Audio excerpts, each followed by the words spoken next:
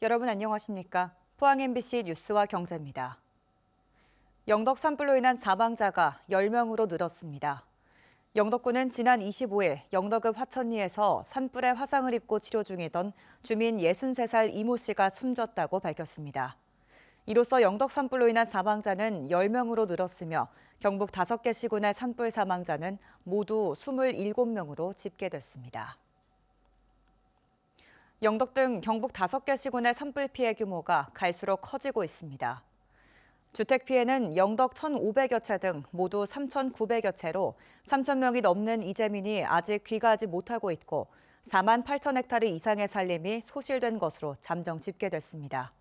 농업 피해도 심각해 농작물 3,700 헥타르, 농기계 6천여 대가 불에 타고 20만 마리 이상의 가축이 죽는 등 당국의 피해 조사가 본격화되면서 피해 규모가 커지고 있습니다. 대형 산불이 발생한 안동, 청송을 중심으로 건조주의보가 열흘 넘게 발효 중인 가운데 남부지방산림청이 불법 소각 등에 대한 집중 단속에 나섰습니다. 산림청은 산나물 채취 시기인 5월 말까지 농산 폐기물과 생활 쓰레기를 불법으로 소각하거나 입산 통제구역에 인화물질을 갖고 무단으로 입산하는 행위 등을 수사대를 투입해 단속합니다. 경북도는 산불 피해를 입은 농어가의 농기자재 구입을 지원하기 위해 긴급 경영안전자금 200억 원을 지원합니다.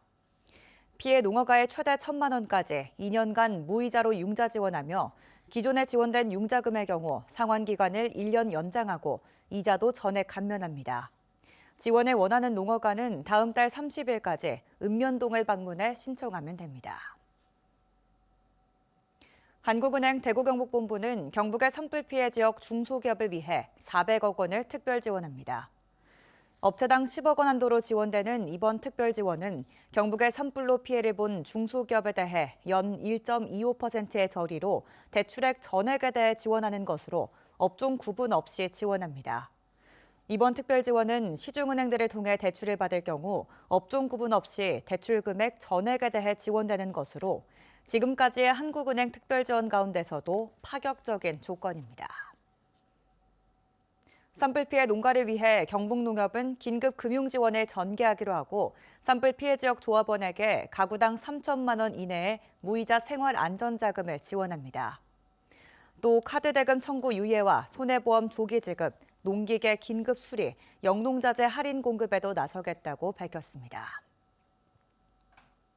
경상북도가 특별 재난지역으로 선포된 안동, 의성, 청송, 영양, 영덕 5개 지역의 산불 피해 주민에게 지방세 지원을 시행합니다. 재산상 피해를 본 해당 지역 주민들은 건축물과 자동차를 새로 취득할 경우 취득세와 자동차세가 면제되고 피해 건축물에 부과되는 지역자원시설세 또한 감면됩니다.